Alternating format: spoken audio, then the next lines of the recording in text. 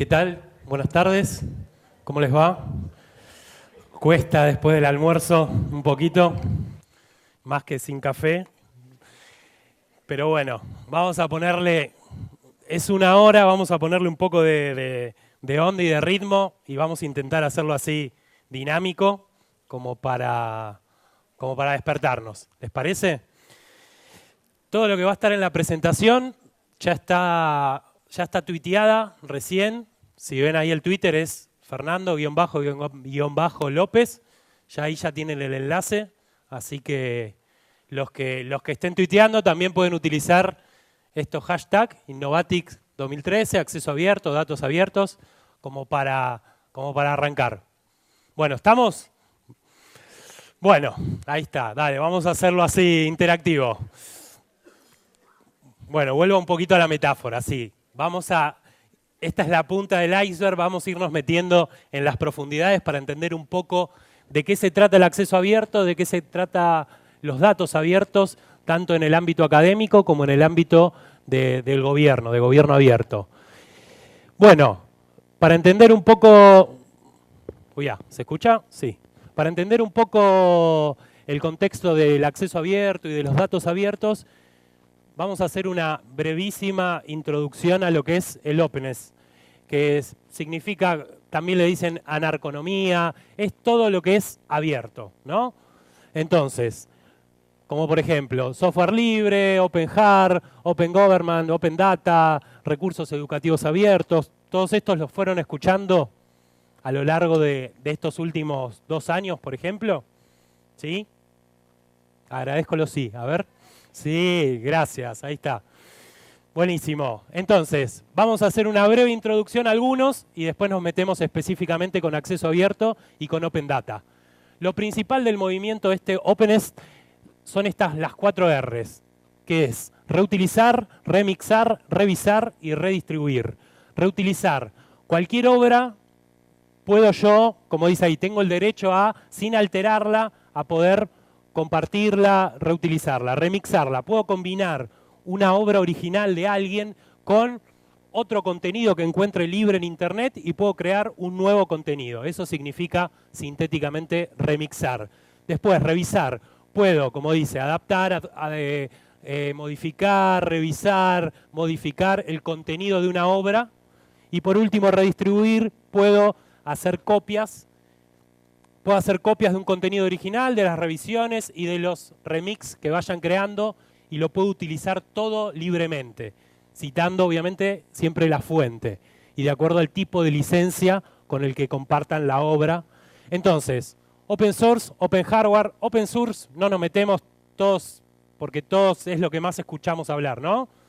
Open source, software libre, ¿sí? Bueno, entonces ese lo salteamos. Vamos a Open Hard, que suena así un poquito más desconocido. Arduino, ¿escucharon hablar alguna vez de la palabra Arduino? Sí, ¿no? El que dijo sí, si me lo explica, me alivia. ¿Quién dijo sí? Vamos, tímido. No los voy a hacer explicar nada, tranqui. Bueno, Arduino es un dispositivo electrónico donde los mismos hackers empiezan ellos mismos a programar y alterar el hardware, la parte física de las computadoras y a crear, como por ejemplo, fresadoras o impresoras 3D. ¿Vieron alguna vez alguna impresora 3D? Que, bueno, por lo menos un video, no digo físicamente, pero bueno, este tipo de materiales, muy breve para pasar porque esto da para una charla entera, creo que lo puse sobre todo pensando en el lugar de las bibliotecas, ¿no? Nosotros siempre en las bibliotecas estamos más acostumbrados a que sea un espacio para que vengan a consumir información, a consumir productos culturales. Bueno, creo que la oportunidad que tenemos con estas fresadoras o con las impresoras 3D es de poder crear un espacio dentro de la biblioteca para crear, ¿sí? Donde cada usuario, ya sea docente, estudiante, investigador, tenga un espacio lúdico de investigación y de creación. Las impresoras 3D se pueden utilizar desde para maquetas, para la parte de diseño de ropa, de indumentaria, para la parte de medicina también se utiliza, para arquitectura, para lo que sea, para la ferretería. Me falta tal tornillo o tal taburete, yo si tengo el diseño hecho en 3D, lo puedo mandar a imprimir. Bueno, educación abierta. Por ahí estas siglas, las vieron REA, OER o OWC, o los MOOC, como hablaba antes el profesor.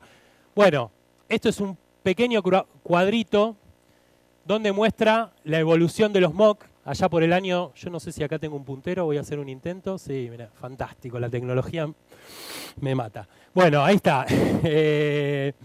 Por el año fines del 2008-2009, el MIT abre sus cursos. ¿Sí? MOOC significa, no voy a decir la traducción en inglés, porque soy muy malo en inglés, pero sería curso masivo compartido gratuitamente. Vamos a hacer ese acuerdo que significa eso. Y un recurso educativo abierto puede ser una imagen, un video, un artículo, un paper, un webinar. Digo, son cosas más individuales los recursos abiertos. Los MOOCs son un curso. Piénsenlo como si fuera un taller entero o una asignatura donde dentro de ese MOOC puedo tener bibliografía específica, guías de estudio, videos, material, webinares, pero todo dentro del contexto de un MOOC. Esto es un poquito un cuadro para que vean la evolución. El MIT en el año 2008-2009, después se suma Stanford, que estos son los lugares que generalmente, si no los conocen, los invito a que los visiten, que suele haber cursos así interesantes. Udemy, Udacity, Coursera, el MITS, y así fue como toda la evolución. Después Harvard se suma con Stanford y crean edX. Y estos son posibles problemas futuros que no nos vamos a meter.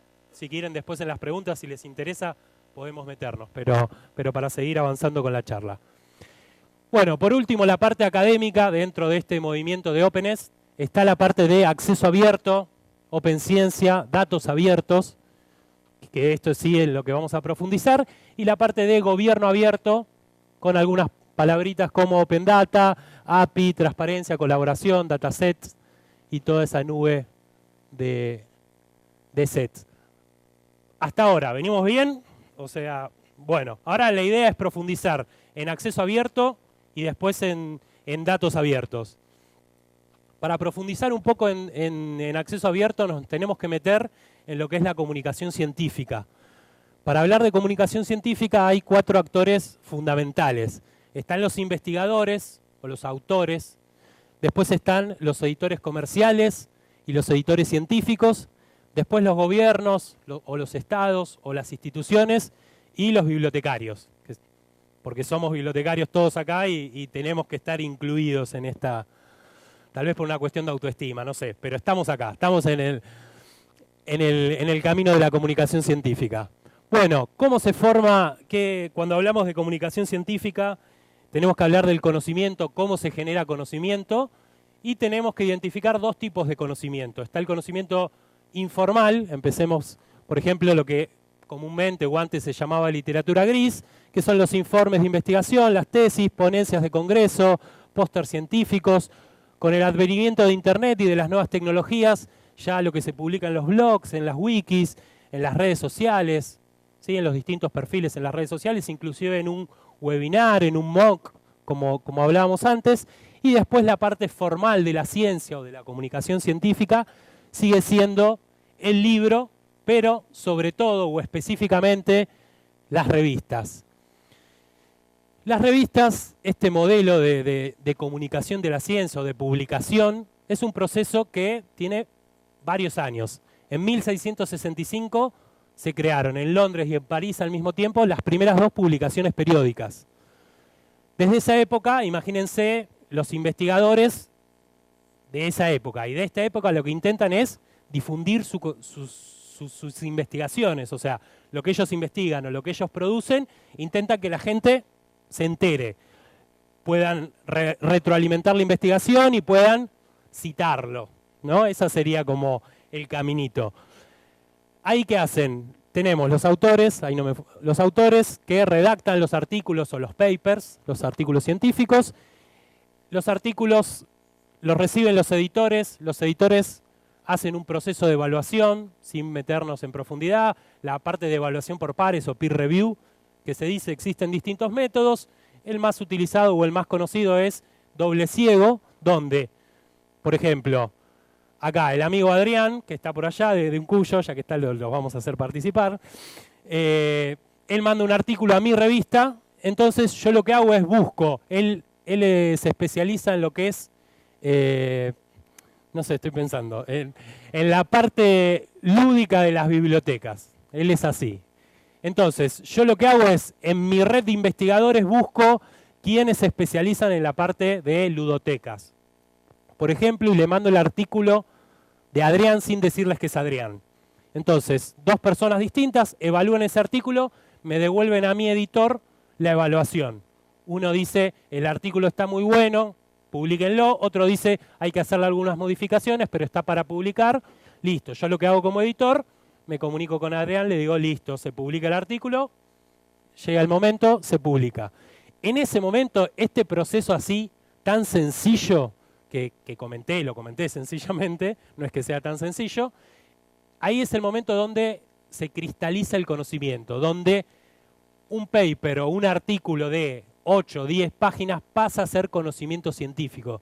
Digo, en este proceso donde dos evaluadores coincidieron, ojalá que hayan leído ese artículo de Adrián y se publicó. Entonces, ahí es la parte de la certificación de la ciencia y este comité evaluador que aprobó, y luego ahí, bueno, se difunde y se permite el acceso a esas publicaciones. Hay dos cosas que sí hay que tener muy en cuenta de acuerdo a la revista y que tienen también en cuenta los investigadores al momento de mandar un paper, es la parte del factor de impacto que tiene esa revista y la indización. En cuántas bases de datos esa revista está indizada o en cuántos portales figura. Ahora después vamos a profundizar un poco en qué es el factor de impacto. ¿Todos escucharon hablar de lo que es factor de impacto? ¿Alguna vez en la vida? Veo unos no, bueno. Bien, así ahora lo explicamos. No pasa nada. Bueno, volviendo acá a los actores. ¿Qué es lo que pasa? El sistema de comunicación científica, ¿cómo es? Los gobiernos financian a los investigadores, ¿sí? Generalmente nos financian o subvencionan a las universidades, primero para que nos recibamos de licenciados, ¿no? Esa primera instancia existe. Bueno, en Argentina hay muchas universidades nacionales públicas, creo que 48 habíamos dicho recién, aproximadamente 48.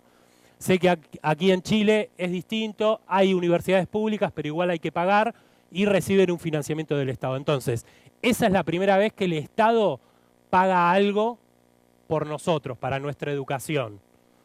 Después, nos recibimos de licenciados, pasamos a entrar al CONACYT, no, CONICYT, al CONICYT, allá en Argentina es el CONICET, ya estoy mezclado, importante, el CONACYT es de México. Bueno, entonces, yo soy investigador, entro al CONICYT, ¿dije bien? Sí, CONICYT, y el CONICYT me paga mensualmente un sueldo para que yo haga mi maestría, mi doctorado e investigue. Y me pide, por lo menos, que al año publique 1 o 2 papers, ¿sí? En alguna de estas revistas con un factor de impacto alto, preferentemente. Entonces, yo, investigador, mando a una revista, generalmente las revistas que suelen tener un factor de impacto alto son revistas comerciales, revistas de los proveedores que conocemos, como EBSCO, como Gistor, como Elsevier, como Springer, etc. Y el problema acá pasa que el investigador, para publicar en una de esas revistas, cede sus derechos de autor, sus derechos de explotación de la obra, de ese artículo. ¿Me explico? Entonces, el gobierno le financia la investigación, el investigador de la Universidad Católica de Chile, por ejemplo, investiga, al momento de publicar le cede los derechos a esa investigación y otro investigador chileno, otro estudiante, otro docente de cualquier otra universidad de Chile, para acceder a ese artículo le tiene que pagar a la revista, ¿sí? Al editor. Entonces, ¿qué pasa? Acá entramos las bibliotecas. Las bibliotecas que solemos dar ese servicio, para poder acceder a ese conocimiento, que lo vuelven a tener los editores, el gobierno se da esta paradoja, termina financiando el conocimiento para producirlo y financiando para acceder. Entonces, el mismo conocimiento se termina pagando 2 veces o 3 veces en algunos casos. Actualmente, todos los gobiernos, no todos los gobiernos, perdón, acá en América Latina, muchos de los gobiernos hacen compras, lo que se llama Big Deal, hacen grandes compras. Por ejemplo, en Argentina, ese modelo está en Argentina, en Brasil, en Chile, en Uruguay, en Venezuela, en Colombia. Suelen ellos mismos negociar, por ejemplo, en nuestro caso en Argentina es el MINCIT, el Ministerio de Ciencia y Tecnología, contrata 18 bases de datos a EBSCO, Elsevier, etcétera, y le paga actualmente 18 millones de dólares por año. ¿Sí? Ahí está la gente de EBSCO que se está riendo, me van a odiar. Si me pasa algo, ya saben. Ahí está. No, se escondió, no, se fue. Ahí está. Bueno. Entonces, volviendo.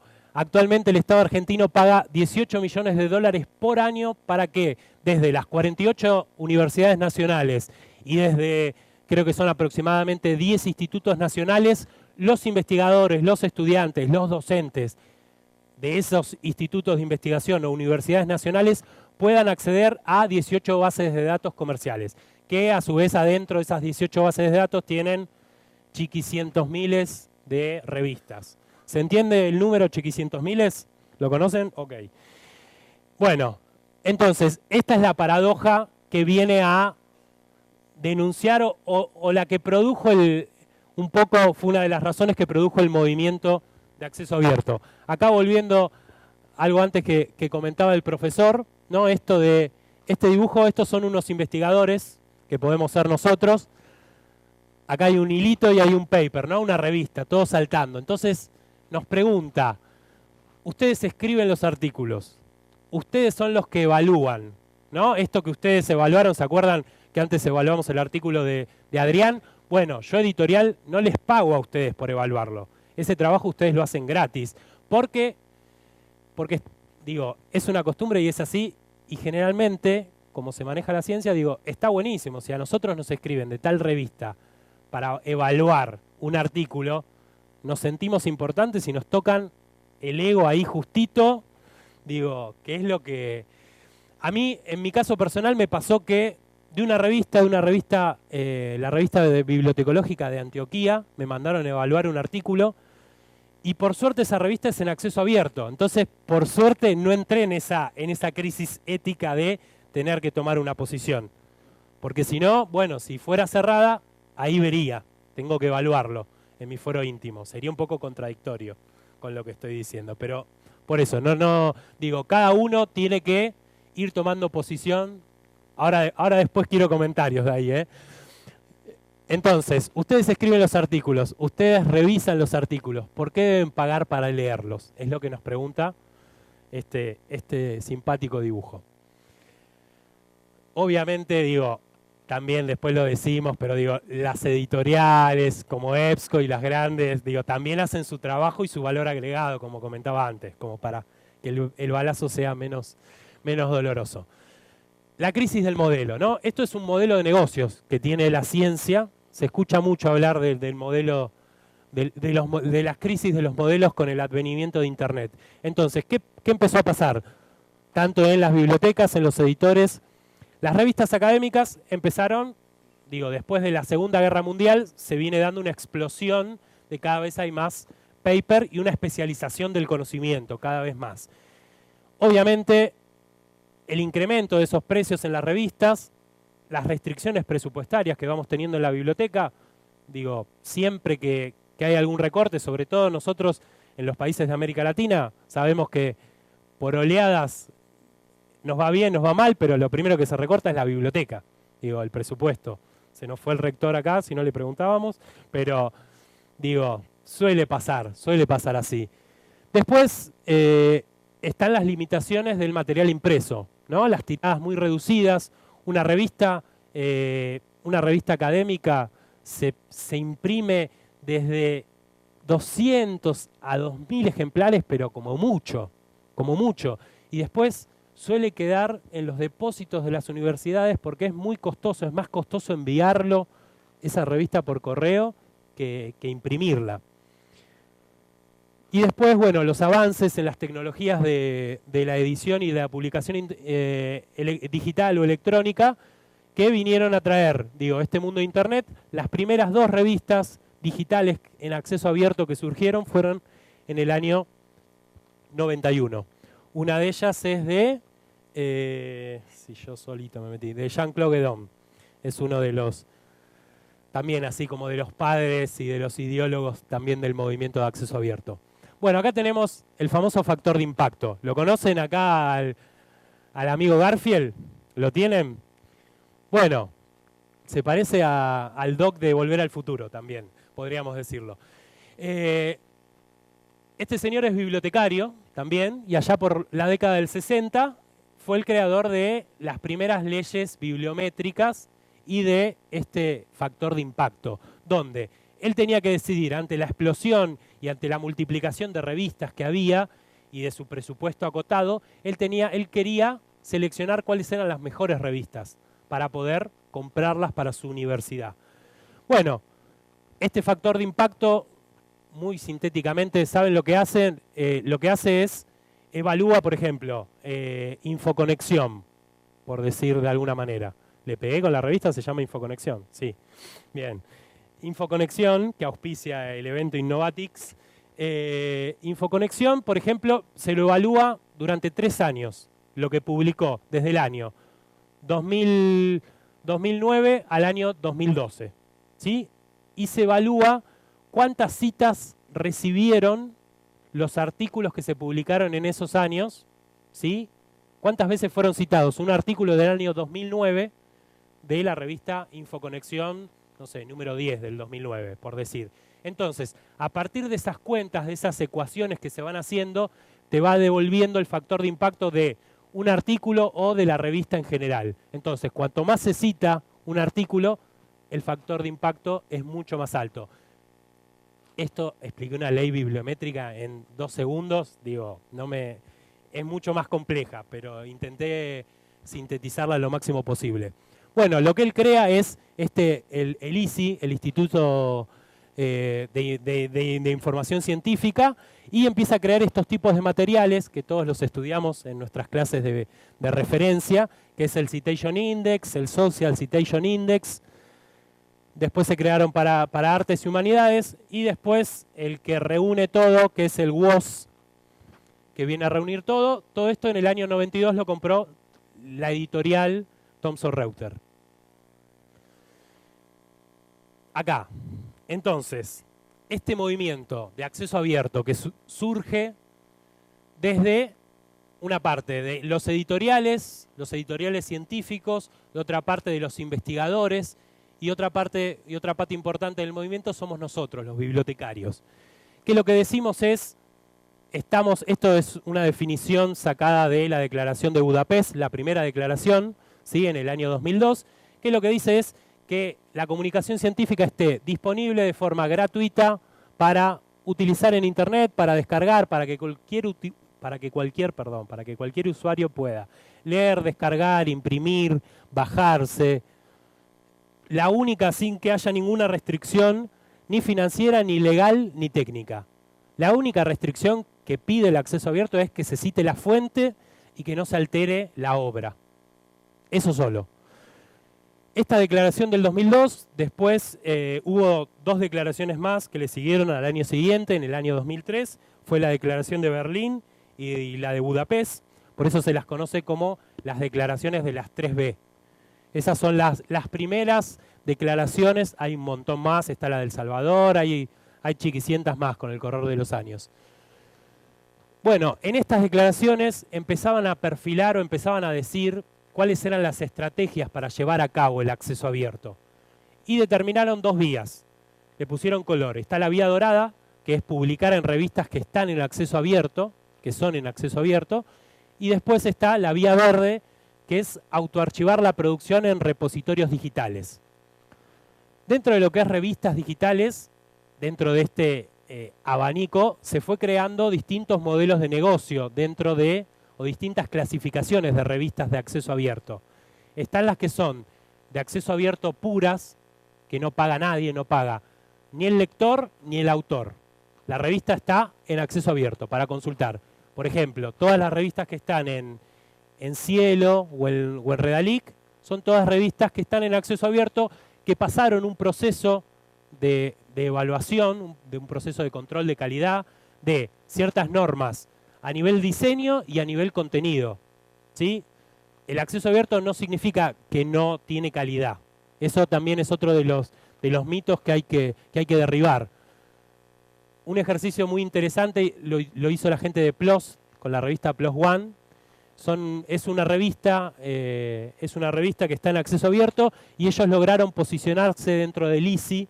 Hicieron, digo, los ejercicios, porque, digo, lo importante de las revistas es la calidad, ¿no? Entonces es una revista en acceso abierto de mucha calidad y lograron posicionarse dentro del ISI como para intentar derribar ese mito de que las revistas que están en acceso abierto no son de calidad. Después, dentro de lo que es revista de acceso abierto, dijimos, están las puras, hay algunas revistas que son con embargo, se llama. El EPI, ¿lo conocen? La revista del Profesional de la Información. ¿Sí? ¿No? Vamos, que es una revista nuestra. Digo, de nuestra profesión. Bueno, ese es un modelo de acceso abierto con embargo. ¿Qué significa? Significa que, por ejemplo, la revista ahora del 2013 la publican por ahí un artículo en acceso abierto, ¿sí? Generalmente no es el artículo que queremos, ¿no? Que no nos escuche Tomás, y después de un periodo de embargo de 2 años, liberan todos los artículos para que estén libres en acceso abierto. Eso sería el modelo de acceso abierto con embargo. Después hay otro modelo, que también lo mencionó el profesor, que es el modelo autor paga. Y acá va la salvedad. Digo, en el norte viene funcionando, en Estados Unidos y en Europa inclusive es un modelo donde los autores pagan para cuando envían su artículo, no es que por pagar lo publican, ojo, pagan por su artículo, igual pasa este proceso de evaluación y si aprueban el artículo recién ahí se publica. Yo lo veo como un modelo impracticable o no sustentable para nuestra región. Digo, imagínense tener que pagar entre $300 o $1.500 de acuerdo a la revista, de acuerdo al área temática, para publicar un artículo, ¿no? Por ahí sí, los investigadores de nuestra región, de las ciencias duras, de ingeniería, de medicina, por ahí pueden acceder, pero imagínense, digo, los investigadores de humanidades, de ciencias sociales, donde generalmente por ahí ese es el importe de toda la investigación que ganaron para investigar. Y la tienen que dársela a una editorial para que les publique. Por eso, digo, no lo veo un modelo, es un modelo que viene funcionando y que se viene difundiendo mucho en Europa y en América del Norte, pero la verdad que para la región no me parece sustentable, no me parece un modelo interesante. Sí, por ahí me parece mucho más interesante y mucho más fuerte los modelos que son publicar en revistas que estén en portales como Cielo y como Redalic. Bueno, avanzo un poquito. No sé si se va a escuchar o se va a ver. Research is an essential part of education. Students are expected to cite articles from scholarly journals when they write research papers. You've probably used journal articles in your own work. You've probably also encountered journal articles that you wanted to read, que está en la web but couldn't get está access subtitulado. to. Acá no aparece. Es para Why is that? complicarlos un poquito. Well, let's take a look at how scholarly journals are published today. Professor A does some research and writes an article about it for free. He wants to publish it, so he submits it to a journal in his field. The journal likes his article, so it asks Professor B and C to peer review it. The professors read it, evaluate it, and send it back for free. The journal sends Professor A the changes that need to be made, if any, and Professor A sends them the final version of his article at no cost to the journal. The publisher then puts Professor A's article with a bunch of other articles, edits and formats them all together, and then charges people for access. How much does it cost your campus library to buy a subscription to the journal? It depends. If it's the Journal of Econometrics, a year subscription costs as much as $2,155. If it's the Journal of Geophysical Research, it costs $5,760. If it's the Journal of Brain Research, it's $21,744. Not all scholarly journals cost this much, but when many of the key resources for students and faculty cost an arm and a leg, not even the best-funded university libraries can afford them all. So, librarians buy what they can afford, and students and their professors just have to hope they aren't missing something important. But it doesn't have to be this way. There's an alternative to the... Bueno, falta un poquito más. Los dejo con las ganas para que lo sigan viendo por internet, así no los pierdo, que encima que son 3 de la tarde, después de almorzar, se me van a dormir la mitad. Volviendo un poquito, hablamos de la vía de los repositorios, de la vía de las revistas. En el caso de los repositorios también, muy sintético, están los repositorios digitales que son institucionales y están los temáticos. Los institucionales son los que puede tener esta universidad, son los que reúnen, recaban, catalogan, clasifican e indizan toda la producción, por ejemplo, académica y materiales de estudio de esta casa de estudio, ¿sí? De esta universidad. Guarda toda la memoria institucional, la memoria académica, como dice el nombre, de esta universidad. Por eso se lo llama repositorio digital institucional. Después los repositorios temáticos, seguramente un ejemplo por ahí fácil para nuestra profesión es ELIS, ¿sí? ¿Lo conocen ese repositorio? Digo, es un repositorio digital donde cada uno de nosotros autoarchiva. Por ejemplo, mañana estaré autoarchivando esta presentación en ELIS para que quede. Entonces, cada uno de nosotros es responsable de ir subiendo y de ir compartiendo con el resto de nosotros, del resto de los colegas, lo que va produciendo. Ya sea una presentación, ya sea un paper, ya sea una tesis, ya sea un informe, lo que hayan producido. Repasando un poquito los beneficios, y solo seleccioné algunos, y de 3 actores. Para las instituciones, el acceso abierto es una posibilidad de maximizar la visibilidad de lo que se produce, ¿sí? Se maximiza la visibilidad, el uso y el impacto. Como les decía antes,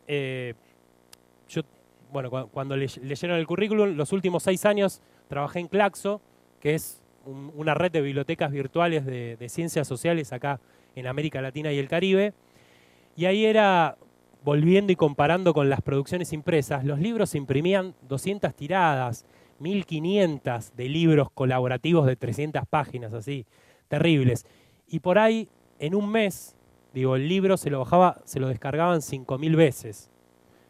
¿Sí? Entonces, como para comparar las posibilidades, la visibilidad del uso y el impacto que puede tener una producción o un artículo, un libro, un capítulo de un libro que esté publicado en acceso abierto en un repositorio institucional o temático, es muy fuerte, es muy importante. Volviendo a la investigación, los fines de la investigación es producir conocimiento y difundirlo, ¿sí? Bueno, producir nuevas publicaciones a menor costo, eso nos posibilita el acceso abierto para una institución, y apoyar distintas iniciativas de sus académicos o científicos. Para los investigadores nos facilita el acceso a la información científica. Acá muy corto, se habla de, hay un síndrome que tienen los investigadores, no sé si por ahí lo conocen, Dr. Jekyll y Mr. Hyde. ¿Escucharon la novela, la película, algo? ¿Lo vieron? Bueno, se habla, ¿Dr. Hyde es el bueno o el malo? Siempre tengo la misma duda. ¿Alguien? ¿Dr. Hyde es el bueno? Ok, Dr. Hyde es el malo. No, Mr. Hyde, ya lo mezclé todo yo, es así no puedo. Necesito un café urgente. Bueno, es Mr. Hyde, que es el malo, y Dr. Jekyll, que es el bueno. Ahí vamos, listo. Entonces, ¿qué es lo que pasa? Se habla que los investigadores, cuando buscan información, son los buenos, ¿no? El Dr. Jekyll. Todos quieren que todo esté en acceso abierto. Después, cuando tienen que publicar su paper, su artículo, no les interesa. Quieren la revista que tiene el mayor factor de impacto y no les importa que esté en acceso abierto y los que vienen detrás. Por eso se habla de este síndrome de Dr. Jekyll y Mr. Hyde. O wherever, ya me lo mezclé. A ver, tampoco esto es, con esta presentación tampoco intento criminalizar o juzgar a los investigadores ni a los editores. La ciencia viene funcionando así. Las ciencias en las agencias de investigación y de evaluación científica de cada país, a un investigador, por ejemplo en Argentina, si publicás en una revista con un factor de impacto alto, te dan 2 puntos. Si publicás en una revista nacional, por ahí te dan 1 punto y en otra te dan 0. Perdón, en Argentina es, si está dentro del núcleo básico de revistas, que es como una selección de revistas, te dan 1 punto. Si está fuera de ese núcleo básico de revistas, te dan 0 puntos. Entonces, el sistema también instalado de evaluación científica, también hay que reverlo y hay que evaluarlo. Porque eso es lo que también produce que los investigadores, quieran publicar en revistas de factor de impacto sin importar lo que viene detrás. Para profundizar, igual después en la bibliografía, al final hay una bibliografía como para que ustedes puedan consultar y puedan seguir investigando, profundizando si les interesa.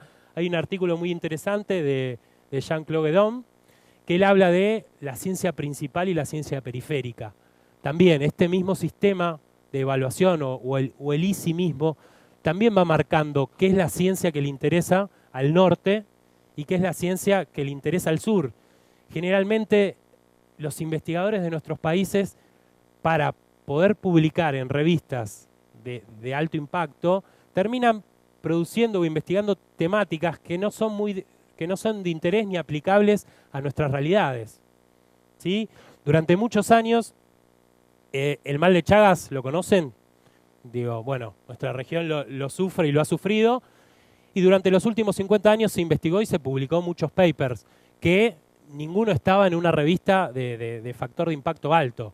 Bueno, hace 2 años entró el primer artículo de mal de Chagas en una revista en Estados Unidos.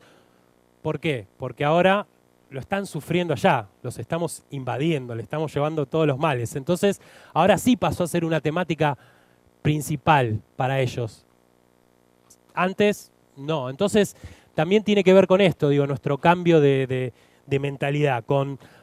Estamos gastando fondos del Estado, ¿para qué? ¿Para que publiquen, para que piensen y para que investiguen también para el norte? Nada, son preguntas que dejo como para seguir debatiendo ahora, después, mañana, lo seguimos. Y por último, para la sociedad, de los investigadores, poder incrementar a sus lectores, poder incrementar el impacto de su investigación. Y para las sociedades, poder maximizar la inversión, ¿no?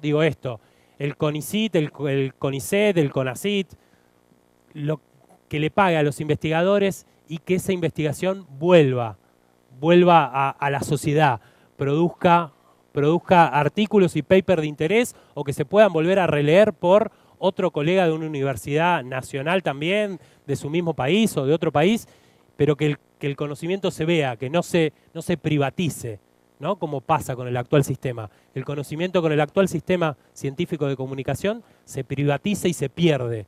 Por eso es importante que ver y entender y luchar por un conocimiento como si fuera un bien común. Bueno, estos unos ejemplos nada más de pantallitas, les muestro de un repositorio de datos. Ahora mezclo un poquito, ya me empiezo a ir para los datos y dejo el acceso abierto.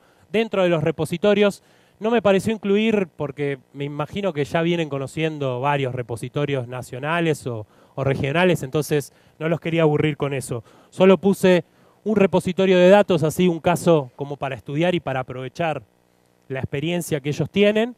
Los repositorios hoy día de nuestras universidades también tienen que empezar a incluir set de datos, ¿sí? Dataset. Epa, ahí va. Y estos son 2 directorios, DataVib, 2 directorios donde se van registrando distintos repositorios de datos que hay en el mundo. En la presentación después DataVib, después tienen los enlaces, los links, no los aburro, y reddata.org.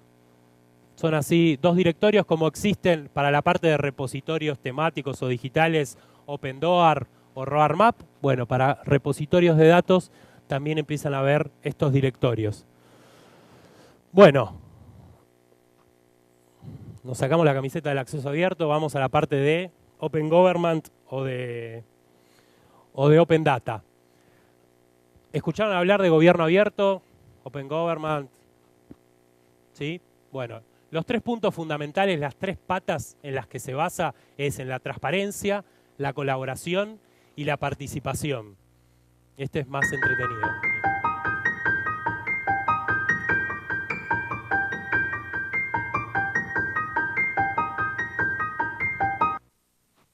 Epa. Hay un boicot. ¿Está la gente de EBSCO ahí arriba? Mentira, no me van a dar la bolsita que yo pedí. Perdón. Ricardo me quiere mucho allá en Argentina, cada vez que me ve. Bueno, mientras vamos a ir llenando el bache. A ver si carga. Chuchun, chuchun, chun. A ver, a la 1, a las 2, listo, no pasa nada, ya estamos. Bueno, las acciones de gobierno abierto son en 2 líneas generalmente. Una es la apertura de procesos y el uso de redes sociales y distintas plataformas de participación ciudadana. Por ejemplo, hay un caso en Noruega que están, a través de una wiki, están reformando la Constitución con todos los ciudadanos que les interesan y participan.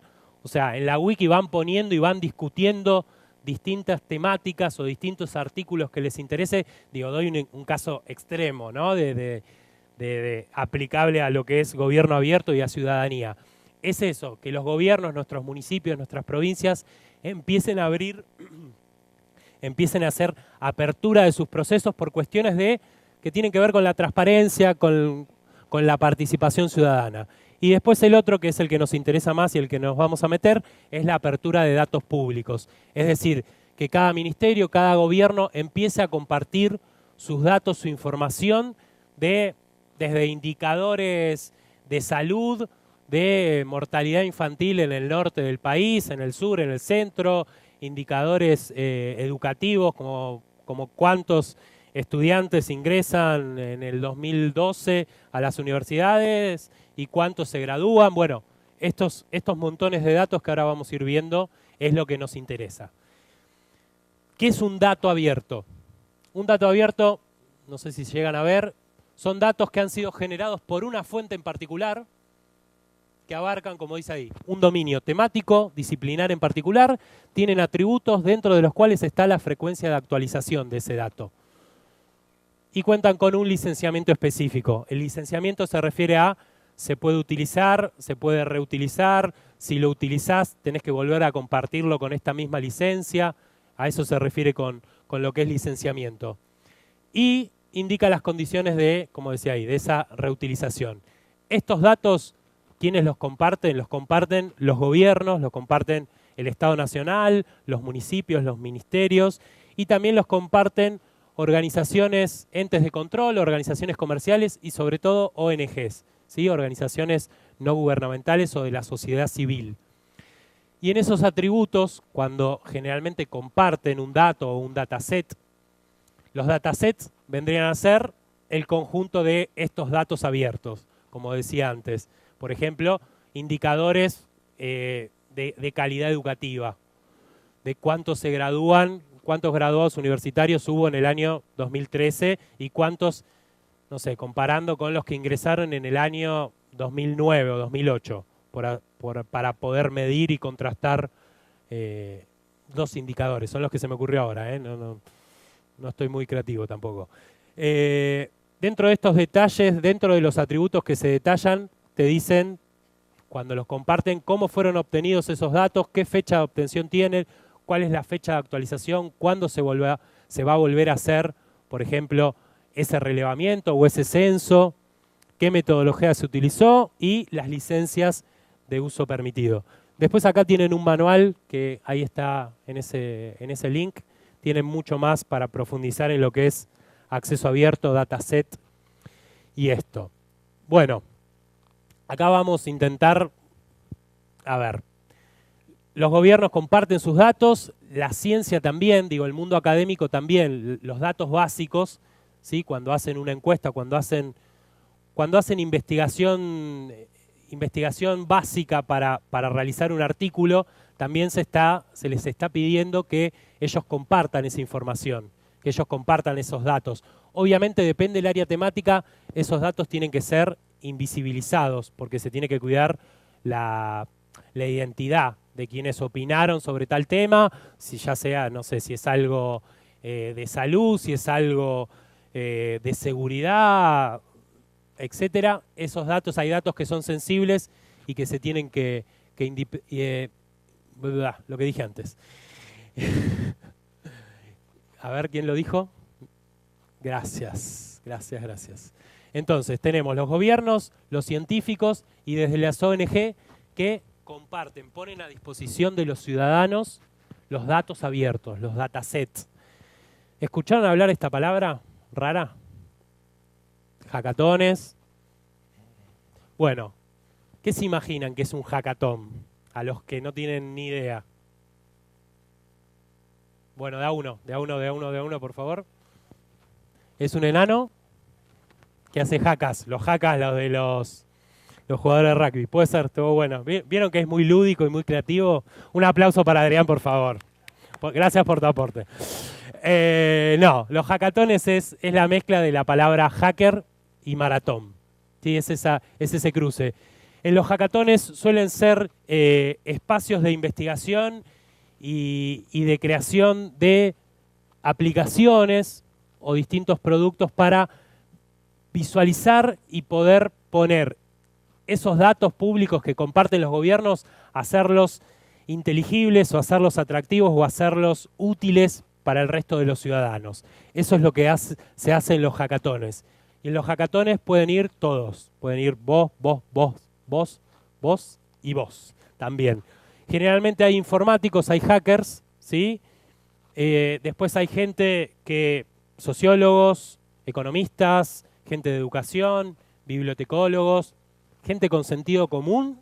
Bueno, toda esa puede ir ahí porque no hace falta tener un conocimiento específico de tenés que saber programar, si no, no podés entrar. No. Generalmente los hackatones suele haber al principio, como si fuera una venta de garage, ¿sí? Se suelen presentar algunos proyectos y cada uno, si le interesa el proyecto de trabajar con los indicadores de educación universitaria, va a esa mesa, ese grupito, y ahí empieza a colaborar, a opinar. Primero se discute mucho la idea y después se empieza a trabajar.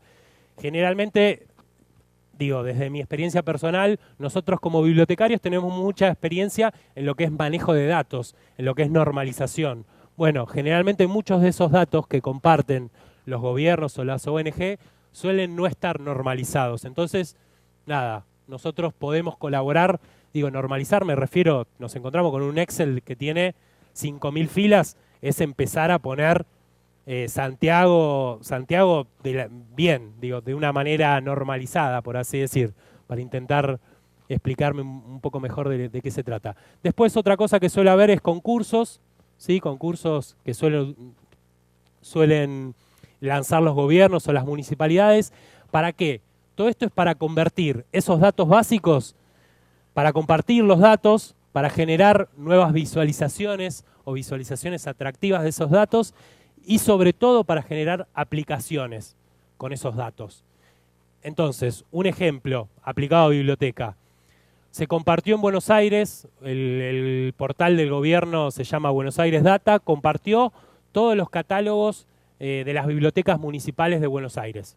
Entonces, en un hackathon se juntaron algunos chicos informáticos, hackers, que desarrollaron una aplicación para el celular donde vos buscabas un libro, o sea, tomaron los datos del catálogo, los cruzaron con datos de geolocalización, georreferencialización, que lo vamos a ver el viernes en el taller, ya estoy vendiendo el taller del viernes, y hicieron la búsqueda. Entonces, de acuerdo a donde vos estés parado, te dice cuál es la biblioteca más cercana que tiene ese libro que vos estás buscando. ¿Sí? Por ejemplo, digo, algo sencillo y básico, digo, no hace falta hacer un gran desarrollo. Los hackatones suelen durar un día o 2 días, donde estás desde las 9 de la mañana del sábado hasta las 9 de la noche del domingo. Te suelen dar mucha comida, mucha bebida y estás ahí en un ambiente muy, muy distendido. Estos son algunos ejemplos. Chile está muy bien a nivel de datos abiertos y a nivel de desarrollos. Hay varias ONG que trabajan y desarrollan mucho. Esto es, por ejemplo, un portal donde hay datasets, como si fuera un repositorio de datos, bueno, pero nada que ver con, no piensen como le mostraba el caso antes de un repositorio muy bibliotecológico, muy bien descrito, todo, no. Acá los que menos depositan cosas son bibliotecarios, entonces podemos encontrar horrores importantes a nivel normalización, pero es uno de los más conocidos, SECAM. Otro es JUNAR, ¿sí? Ahí directamente uno se registra y sube el dato y tiene que hacer como si fuera un autoarchivo de un artículo. Bueno, hace el autoarchivo de ese dataset. Dice qué información hay, pone el resumen, pone la fuente, cómo lo sacó, cuál es la fecha de actualización, cuándo se va a volver a actualizar y el tipo de licencia con el que presta ese dataset o con el que publica, mejor dicho, ese dataset. ¿Me explico? ¿Vengo siendo claro? ¿Sí? Joya. Menos mal que miro a los que me dicen que sí. No sé si alguien dijo que no. Yo avanzo entonces. Compartir dataset. Acá tienen, por ejemplo, esto es una pequeña aplicación hecha, digo, a partir de las ubicaciones donde hay directorios de datos, ¿sí? De portales donde comparten datos, hicieron este remix, digo, mezclando un poco con lo que hablábamos antes, hicieron este lindo mapita. Acá hay un buscador donde podemos ir restringiendo las búsquedas. Y acá dice los tipos de datos. Hay datos libres, hay datos estructurados, RDF. Este es el caso de Chile, que no sé si conocen Ciudadano Inteligente, esta ONG. Digo, es muy interesante y muy importante. Digo, son uno de los pocos países de América Latina que tienen estos desarrollos, en serio. O sea, desde hace 2 años a esta parte, que yo los conocí hace 2 años, vienen trabajando mucho y vienen desarrollando muchas aplicaciones. Por ejemplo, Vota Inteligente, te ponen todas las propuestas de los candidatos, por ejemplo ahora para las elecciones presidenciales, cuál es la fórmula, cuáles son, a qué se comprometen, etcétera, etcétera. Digo, ¿para qué sirve todo esto?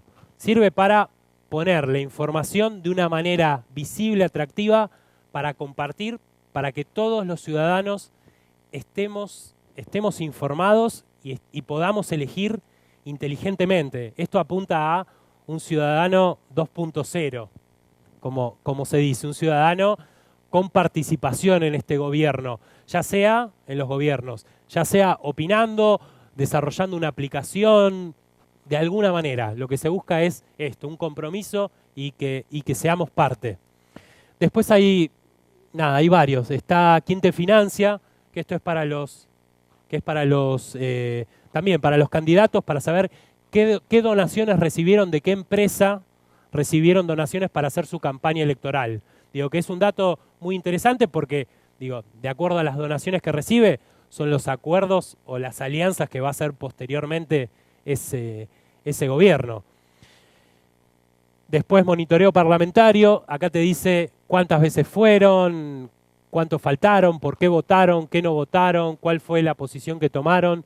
Nada, hay varios, revísenlos que están, la verdad, muy, muy, muy interesantes para compartir. Esto es un ejemplo de la Biblioteca del Congreso Nacional de Chile, que desarrolló con datos históricos de la historia política legislativa, con datos de la legislación, fue poniéndolo de una manera atractiva. Digo, imagínense estos datos que son Excel que tenemos o peor, archivos de texto en formato CSV, arrumbados en la computadora. Bueno, ellos le dieron un uso útil, lindo, atractivo y para que los puedan utilizar.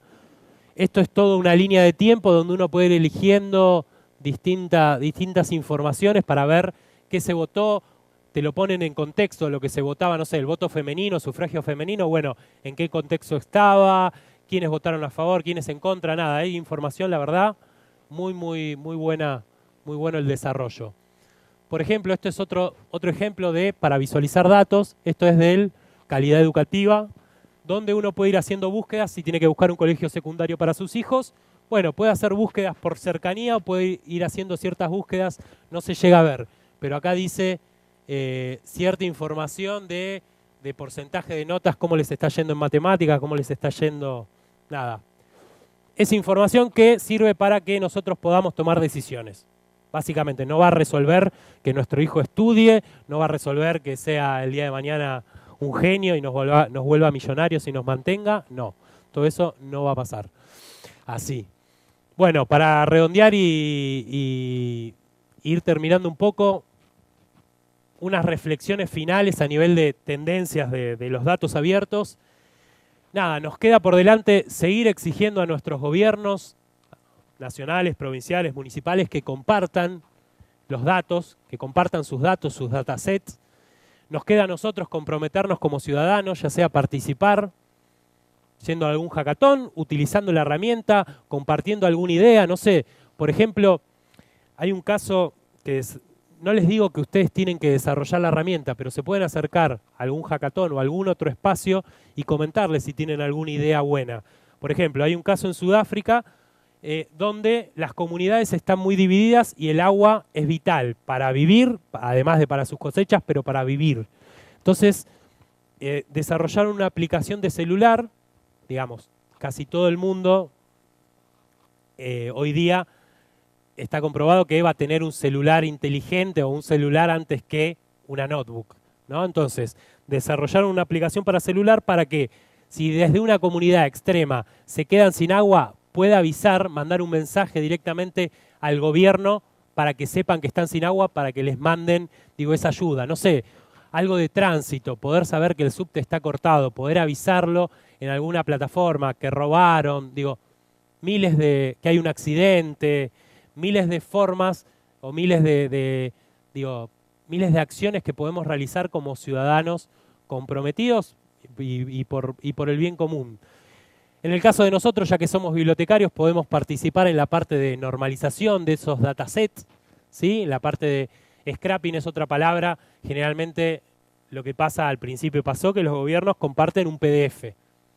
Y un PDF no es un formato muy amigable para poder compartir o reutilizar esos datos. Entonces, bueno, mediante este proceso de scrapping, uno vuelve, digamos, reutilizable ese PDF, por decirlo de alguna manera sintética.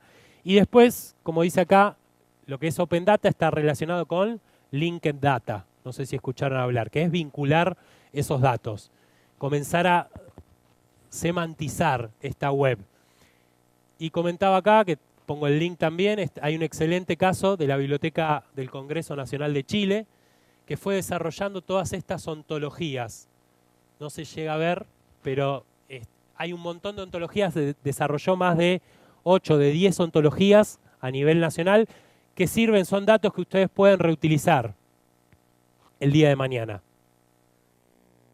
Listo, ya estamos cerrando. Último, tendencias a nivel acceso abierto. ¿Por qué decía, y ahora ya vuelvo con acceso y termino, por qué decía sobre todo que es importante o no es sustentable para nuestra región modelos como Autor Paga? Además de los ejemplos que di del financiamiento de las investigaciones de ciencia y tecnología, o de ciencias sociales y humanidades, perdón, en nuestra región se da, por un informe de la UNESCO del 2010, el 70% de las investigaciones son financiadas con fondos públicos. ¿Sí? El 70% de las investigaciones. Es importante que ese 70% de investigaciones esté accesible para todos nosotros y no se privatice.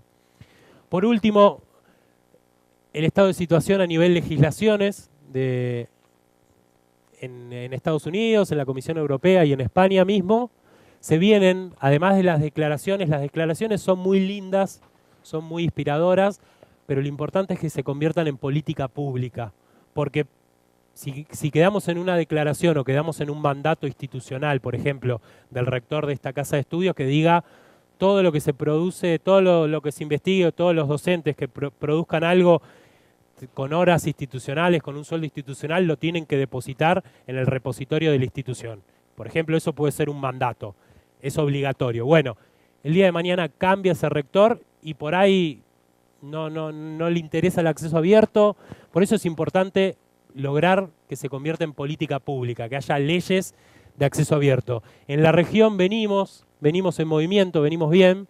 Brasil, desde el 2001, que está en debate en la Cámara de Legisladores. En Argentina, varios de los que estamos acá de Argentina participamos en la escritura del proyecto de ley de repositorio de datos abiertos y de acceso abierto al conocimiento científico. Y ya aprobó en mayo del 2010, pasó diputados. Ahora falta que la Cámara de Senadores lo apruebe para que podamos tener una ley de acceso abierto. En México entró en debate recién en la Cámara de Diputados este año, ya estoy cortando en serio. Y por último, en Perú, en el 2012, por suerte fue aprobado, el primer país en la región que fue aprobado, por suerte que fue Perú, porque si era Argentina, con el Papa, con Maradona, con Messi, ya era como, nos iban a odiar mucho más, ¿no? Insoportables.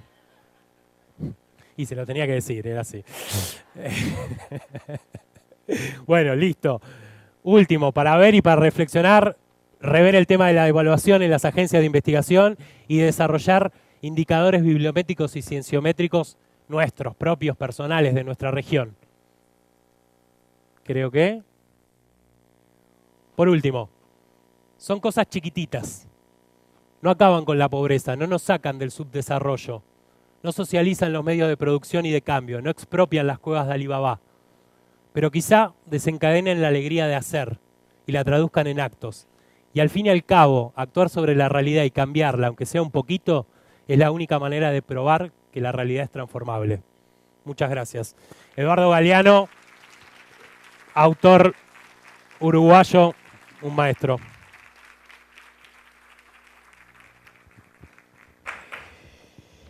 Agradecemos la presentación de Fernando Ariel y vamos a abrir un pequeño espacio para preguntas porque estamos un poco atrasados. Así que, 2 preguntas máximo.